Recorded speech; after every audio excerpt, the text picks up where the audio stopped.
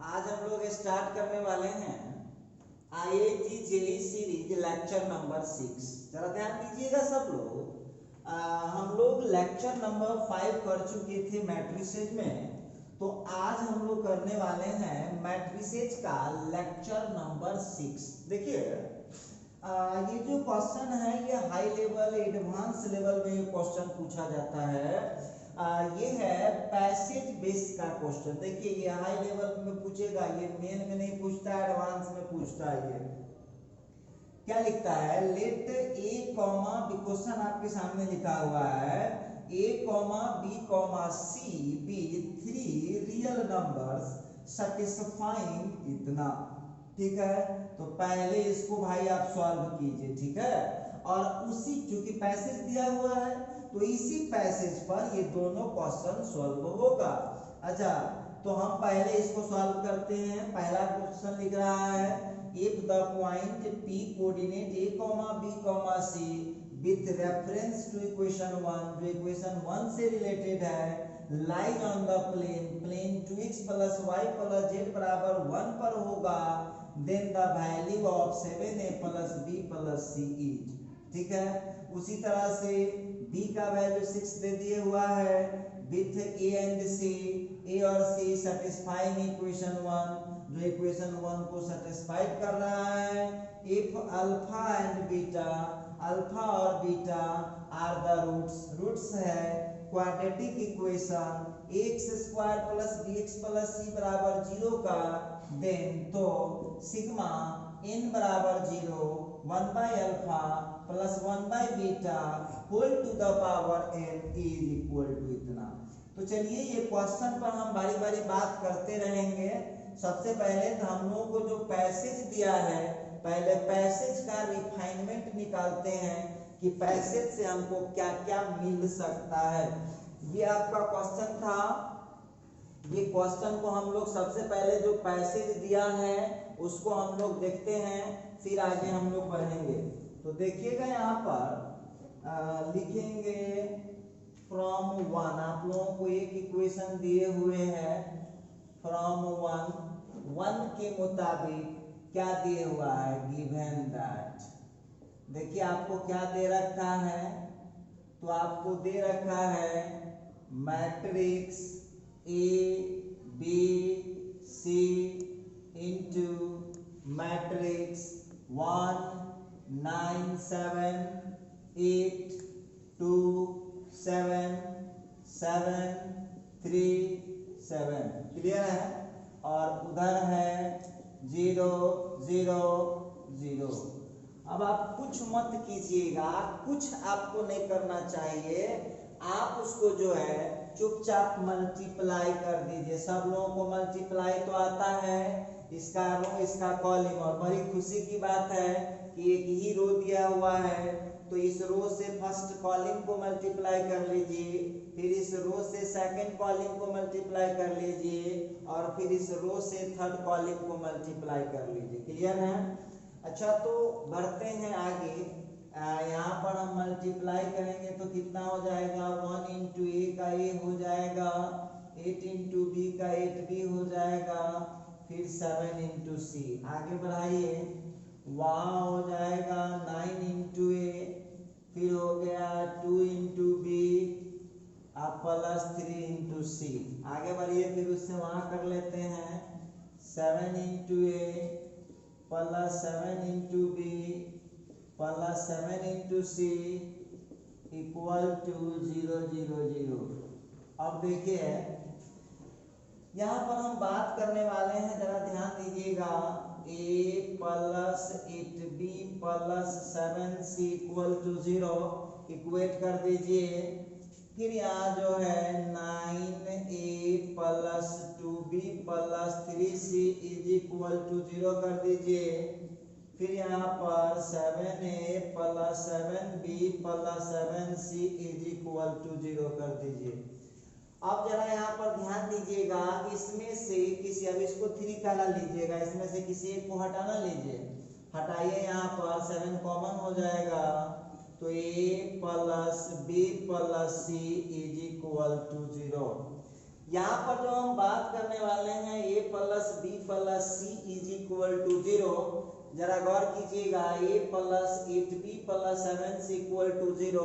अब इसमें से किसी दुगो को आप सॉल्व कर लीजिए। सबसे पहली बात कि आप लोगों में से जितने भी स्टूडेंट हैं उसको पहले ये 3 वेरिएबल का इक्वेशन होगा और राइट हैंड साइड 0 होगा तो उसको सॉल्व ही नहीं पहले करने आता है। कोई दुगो को सॉल्व कर लीजिए आपके चॉइस पर। तो सीखिए कैसे आप सॉल्व कर सकते हैं इसको। बड़ी इजी है। सॉल्विंग 1 and 2, एक और दो को सॉल्व किए वी गेट हम पाते। आइए सॉल्विंग 1 and 2, एक और दो को हम सॉल्व करते हैं तो क्या पहले सीखिए कैसे करते हैं। ध्यान दीजिएगा, रफ कर रहे हैं, गौर कीजिएगा। इस दोनों इक्वेशन को सॉल्व कर रहे हैं, 3 इंटू क्रॉस मल्टीप्लिकेशन से सॉल्व हो जाएगा। देख लीजिएगा, a है, b है, c है। देखिए कैसे ट्रिक सीखिए इसका। a है, b है, c है, बहुत काम का ट्रिक है। a का कोफिशिएंट 1 है, b का कोफिशिएंट 8 है, c का कोफिशिएंट 7 है।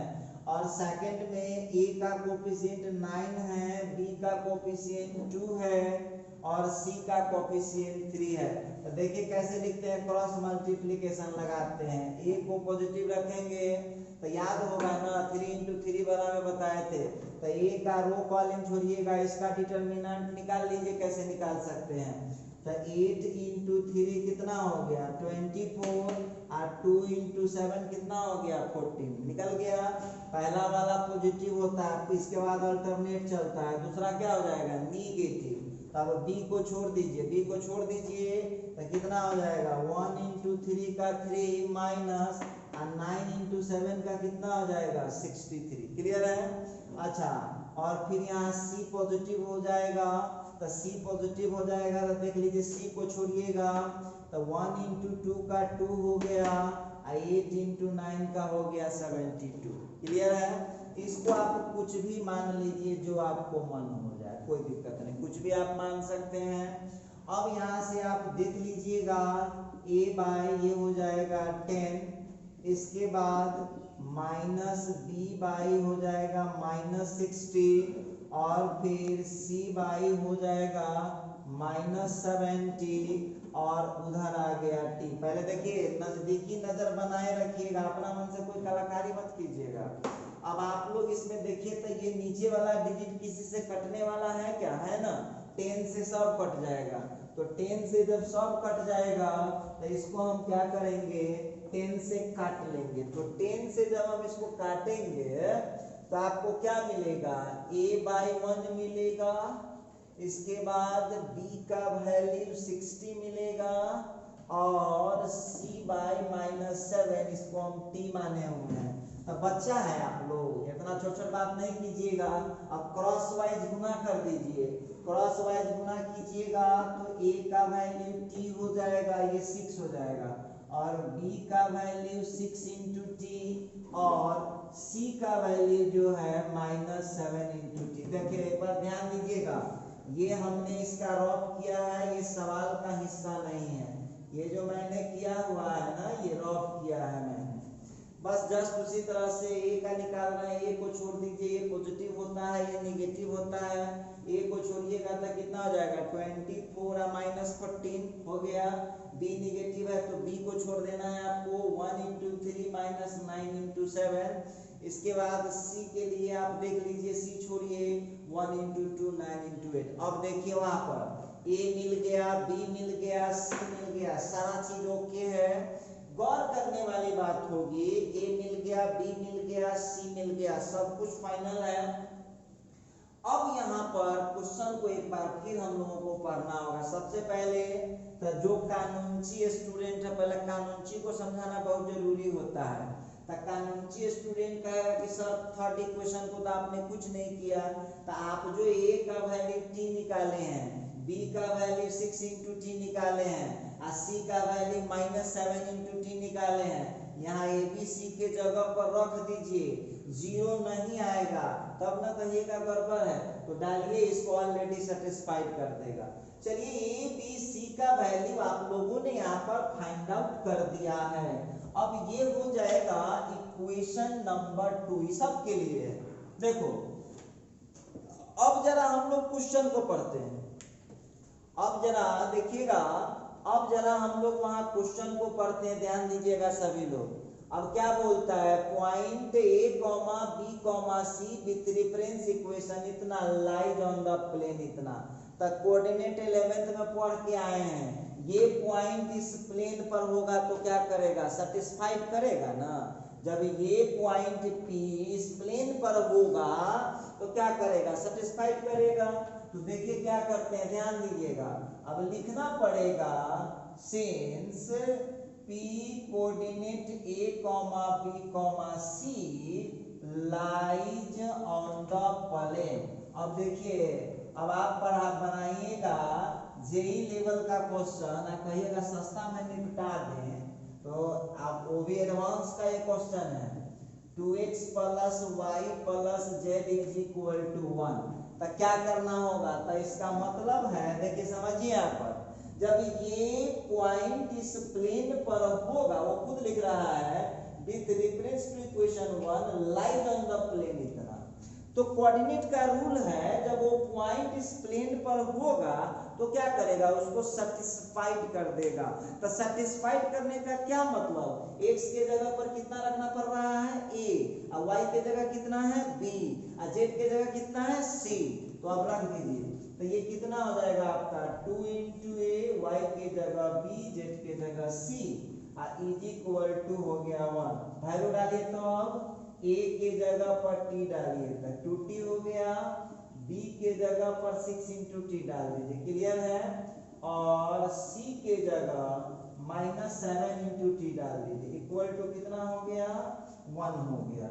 अब जरा ध्यान दीजिएगा यहाँ पर, तो हो गया 2t plus 6t minus 7t equal to 1। तो यहाँ हो गया t बराबर 1। अब देखिए कमाल, देखिएगा यहाँ पर t का वैल्यू निकल गया। ये कौन क्वेश्चन सॉल्व कर रहे हैं, अब ये पहला क्वेश्चन सॉल्व हो रहा है, 1 नंबर सॉल्व हो रहा है। इतना तक तो कॉमन आया है। अब इसके बाद ये डेविएट कर जाएगा, t का वैल्यू कितना हो गया 1। तो आप डाल दीजिए फ्रॉम टू, देखिए थोड़ा सीनियर बनिए, सीनियर दुनिया की तरह काम नहीं चलेगा। अब a का वैल्यू कितना है t कितना निकाले 1, एगो मिल गया। उसी तरह से b का वैल्यू कितना है 6 into t, तो 6 into t के जगह 1, तो कितना हो गया 6 हो जाएगा। उसी तरह से c का वैल्यू कितना है -7 into t, तो -7 into t के जगह 1, तो -7, क्लियर है। अब देखिए, अब आप लोगों को जरा देखिएगा मान क्या रहा। चलिए एक बार फिर क्वेश्चन पर ध्यान दीजिएगा। हम लोगों को वैल्यू निकालना है, हम लोगों को वैल्यू निकालना है 7a plus b plus c का वैल्यू क्या होगा। हमको वैल्यू निकाल के देना है 7a plus b plus c का वैल्यू क्या हो सकता है। तो डाल दीजिए अब वैल्यू, तो हो जाएगा now 7 into a plus b plus c बराबर, डालिए ना, घबरा क्यों रहे हैं। तो 7 into a के जगह पर 1, b के जगह पर 6, और c के जगह -7। जोड़ घटाव कर लीजिए, 7 प्लस 6 -7 कट गया, आंसर हो गया 6। तो देख लीजिए आप लोग, आपका जो आंसर हो गया है, इसका आंसर हो गया है, आंसर इसका ऑप्शन डी है, जो आंसर उसका 6 हुआ। चलिए इस तरह से आप लोग जो है क्वेश्चन नंबर 1 आपने बना दिया है। और देखिए बहुत आसान क्वेश्चन था, कहाँ दिक्कत हो सकता है आपको समझिए। इस रफ को यदि समझ गए, यहाँ पर ये रफ समझ में आ गया तो इस क्वेश्चन में कोई दम नहीं है। क्योंकि हम टीचर हैं तो हमको सब समझाना पड़ता है, इसलिए इतना लंबा है हुआ है। और आप यदि शॉर्टकट बनाइएगा तो बहुत जल्दी सॉल्व हो जाएगा। अब देखिएगा क्वेश्चन नंबर 2 पर हम बात करते हैं। क्वेश्चन तो बन चुका है, b का वैल्यू कितना दिए हुआ है, b का वैल्यू 6 दिए हुआ है। तो b का वैल्यू 6 दिए हुआ है तो आप लोग निकाले हैं ना। जब b का वैल्यू 6 होगा with a and c satisfying equation 1, तो आप तो निकाल भी किए हैं, जब b का वैल्यू 6 है तब 1 को सेटिस्फाइड करेगा, तब 1 में देख लीजिएगा यही नहीं क्वेश्चन है, तो इसको सेटिस्फाइड कराने के लिए अब देखिए आपके पास कितना है, ध्यान दीजिएगा आप लोगों के पास था कितना, तो फ्रॉम 1 से था a plus 8b plus 7c equal to 0, ठीक है। इसके बाद 2 से था आपके पास क्या इक्वेशन हम लोगों को मिल गया था, फिर इधर 9 इंटू ए plus 2 into B plus 7 into सी।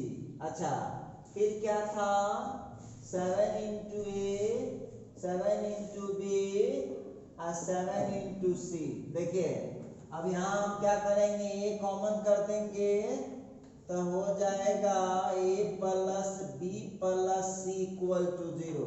अब हम थोड़ी बोल रहे हैं, क्वेश्चन बोल रहा है कि b का वैल्यू कितना है, 6 है। सुनिए b का वैल्यू 6 है तो आपको a और b निकालना पड़ेगा, इसमें से किसी का यूज कर लीजिए, किसी का यूज आप करिए। देखिए तो यहाँ जो एक इक्वेशन,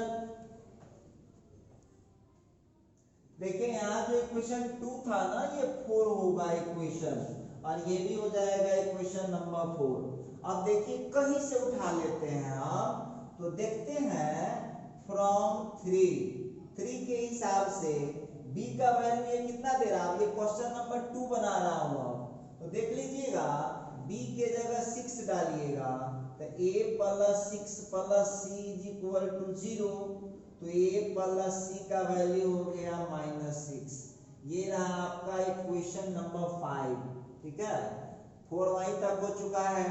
अच्छा ठीक है, फिर किसी एक में डाल दीजिए जिसमें आपको उधर विचार हो, वहां फिट कर लीजिए। तो फिर देख रहा हूं फ्रॉम 1 में जरा देख लीजिएगा आप लोग। अच्छा देखिए निकला हुआ था आपको था ही, जरा गौर कीजिएगा, a प्लस सी जो आप लोग देख रहे हैं इक्वल टू -6 आया ना, तो अब a का वैल्यू आप कितना लाए हुए हैं, t लाए हुए हैं, a का वैल्यू आप लाए हुए हैं t, तो डाल दीजिए ना।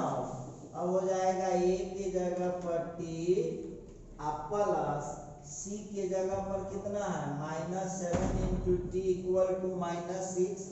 अब जो आपको आया है t -7t is equal to -6 minus. अब देखिए यहाँ भी सेम हालात है, यहाँ t का वैल्यू 1 मिल गया, तो t का वैल्यू 1 मिलेगा तो वहां तो सब मिला ही हुआ है हम लोगों को। फ्रॉम 4 a का वैल्यू t था तो 1 हो गया, b का वैल्यू 6 इंटू टी है तो 6 हो गया, और c का वैल्यू कितना है -7 इंटू टी। देखिए इतना तो आपने निकाल दिया है।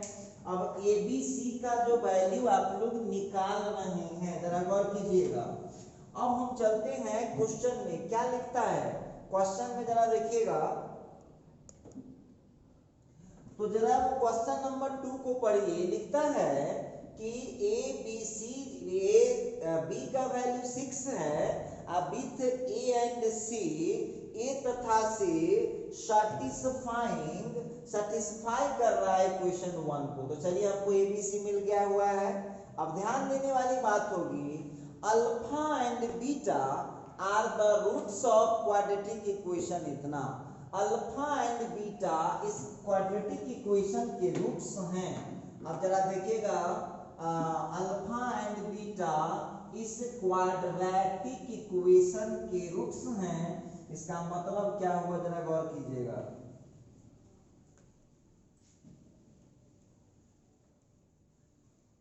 हाँ, अब वो खुद लिख रहा है, देखिएगा, सिंस आप लोग 10th में पढ़ के आए हैं, alpha and beta are the roots of equation.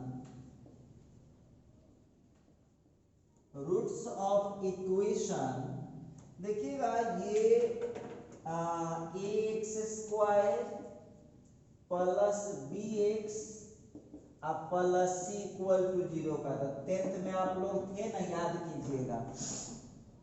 जब अल्फा एंड बीटा इस इक्वेशन के रूट्स होंगे तो आप लोग क्या जानते हैं, अल्फा प्लस बीटा होता है माइनस बी बाई ए। मान डाल दीजिए यहाँ से, b का वैल्यू है 6 और a का वैल्यू है 1। ठीक है, ये हो गया इक्वेशन नंबर 6। अच्छा, एंड फिर अल्फा इंटू बीटा 10th में पढ़े होइएगा आप लोग, तो c बाई ए। तो c का वैल्यू आपके पास कितना है, c का वैल्यू है -7, a की जगह 1, तो ये आपको निकल चुका है -7। ये रहा आपका इक्वेशन नंबर 7। कहीं कोई परेशानी की बात नहीं है, जरा गौर कीजिएगा। अल्फा प्लस बीटा मिल गया, अल्फा इंटू बीटा मिल चुका है। अब वो किसका वैल्यू मांग रहा है, देखिए, then sigma n is equal to इतना का वैल्यू मांग रहा है। देखिए आप लोग बना रहे हैं जेई एडवांस का क्वेश्चन, तो आपको क्या लगता है इतना था, यहाँ तक तो ये बना ही हुआ था पहले से, यहाँ से आप क्या किए हैं, स्टार्ट किए। अच्छा, अब आप लोगों को वैल्यू निकालना होगा सिग्मा n बराबर 0 to infinite 1 by alpha plus 1 by beta to the power n। अब जरा गौर कीजिएगा, वैल्यू डालते हैं, सिग्मा n बराबर 0 टू इन्फिनिटी, इसको जोड़ घटाव कीजिएगा, beta plus alpha by alpha into beta, sigma n बराबर 0 to infinity, alpha plus beta का वैल्यू वहां से उठाइए, वहां निकला हुआ है, अल्फा प्लस बीटा कितना है, -6, अल्फा इंटू बीटा कितना है, -7, माइनस से माइनस कट गया। अब आ गया है सिग्मा n बराबर 0 to infinity 6/7 whole to the power n। अब देखिए, जरा गौर करने वाली बात होगी, जो क्वेश्चन आप लोगों को आया, देखिए अब यहाँ n का वैल्यू 0 से स्टार्ट होकर इन्फिनिटी तक जाएगा, डालिए।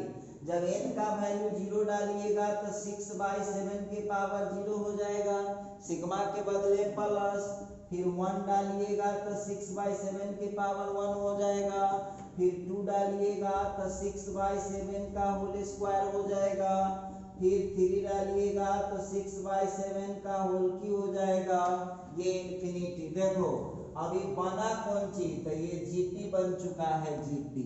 हाँ, अब आप बहुत विद्यार्थी कहेगा कि सर जीपी बन गया, तो हम समझ पा रहे हैं कि जीपी आपको बन चुका है। हाँ, तो जीपी बन चुका है, जीपी बन चुका है, तो इधर जरा ध्यान दीजिएगा सभी लोग। यदि हम ध्यान दें, एक स्टेप और उसको बढ़ा लेते हैं हम लोग, तारा हम लोगों का आंसर 6/7 के पावर 0, 6/7 के पावर 0 तो 1 हो जाएगा, फिर उसका आ गया 6/7, 6/7 का होल स्क्वायर, 6/7 का होल क्यूब प्लस 1 इन्फिनिटी। देखिए अब हमारे पास बहुत ऐसे महानुभाव बैठे हुए हैं, जिसको पहले जीपी मालूम रहेगा तब ना बनाएगा ये क्वेश्चन। तो देखो जीपी क्या है, a plus AR plus AR square plus AR cube dot dot. अब देखिए जीपी में खासियत क्या है, समझिए कहाँ का खड़ी करते हैं आप लोग, और कीजिएगा। तो जीपी में होता क्या है कि सेकंड को जब फर्स्ट से भाग दीजिएगा, डिवाइड कीजिएगा, तो इक्वल आंसर आएगा, AR बट्टा A तो हो जाएगा AR स्क्वायर बट्टा AR तो हो जाएगा AR क्यूब। अब उसी तरह से जरा यहाँ डिवाइड करके देखिए, ध्यान दीजिएगा, 6/7 को 1 से डिवाइड करेंगे, 6/7 को 1 से डिवाइड करेंगे तो 6/7 हो जाएगा, और 6/7 के स्क्वायर को 6/7 से करेंगे तो 6/7 हो जाएगा, 6/7 के होल क्यूब से। देखिए एपी जो पढ़े हैं 10th क्लास में समांतर श्रेणी, उसमें क्या होता था, दूसरा में से पहला घटाते थे, तीसरा में से दूसरा घटाते थे, चौथा में से तीसरा घटाते थे, और जीपी में दूसरा में पहला से भाग देते हैं, तीसरा में दूसरा से भाग देते हैं, चौथा में तीसरा से भाग देते हैं और सेम आंसर आ गया तो उसी को बोलते हैं जीपी। तो बच्चे आप लोग भाग दीजिए, सेकंड में फर्स्ट से, थर्ड में सेकंड से, थर्ड में सॉरी फोर्थ में से थर्ड से, सेम रिजल्ट आपको देगा। ठीक, अब यहाँ प्रश्न उठता है ए कौन है, तो ए होता है फर्स्ट टर्म। ठीक है बच्चे हैं, का फर्स्ट टर्म ना बुझा रहा है, फर्स्ट टर्म कौन है 1, क्लियर है। और आर होता है कॉमन रेशियो। हाँ बहुत विद्यार्थी कहा कि सर कॉमन रेशियो कैसे निकालेंगे, तो दूसरा बटे पहला कर लो, कोई दो को भाग दे दो, सेम आंसर आएगा 6/7/1। देखो आंसर क्या है, एक से छोटा, एक से छोटा है ना, 6/7 का जो आंसर होगा वो एक से छोटा हो जाएगा। अब आप लोग जब रहे होइएगा 11th क्लास में, तो जीपी में एस इंफिनिटी का सूत्र होता है a/1 - r, जहां पर मॉड r का वैल्यू एक से छोटा होता है। अब एस इंफिनिटी, अब बहुत विद्यार्थी कहेगा कि सर जी आप बहुते बात बताने लगते हैं, इन्फिनिटी हम केना बुझेंगे, तो नहीं बुझा रहा है इन्फिनिटी। आ क्वेश्चन में इन्फिनिटी नहीं दिख रहा है, n = 0 to इनफाइनाइट है। अच्छा तो वैल्यू डाल दीजिए, कुछ मत कीजिएगा। तो ये सब हमने आपको रफ करके समझाया है, ये आपको ऑब्जेक्टिव बना रहे हैं आप। तो आंसर कितना हो जाएगा, ए के जगह कितना है 1, और 1 माइनस आर के जगह कितना है 6/7, आर के जगह आ गया, बटा पका जोड़ घटा जरूर आता होगा, तो ये हो जाएगा 1/7 - 6, तो 1/7 माइनस, देखिएगा 7 - 6/7, इसको कर दीजिएगा तो 1 × 7/1 = 7 आ चुका है। तो आप लोग देख लीजिएगा, ये आपका आंसर रहा। इससे हम कह सकते हैं कि क्वेश्चन 2 का कौन ऑप्शन करेक्ट है, बी ऑप्शन करेक्ट है। देखिए ध्यान दीजिएगा सभी लोग, जीपी में कॉमन रेशियो सेम होता है, दूसरा बटे पहला, तीसरा बटे दूसरा, और फिर इसको आप जो है इसमें एस इंफिनिटी लगा दीजिएगा तो आपको इजीली निकल जाएगा। तो आज जो हम IIT JEE series lecture number 6 कर रहे थे, जो मैट्रिक्स का चल रहा था, उसका अब आज हम यहीं पर रोकते हैं, फिर आपसे अगले वीडियो में बात करते हैं।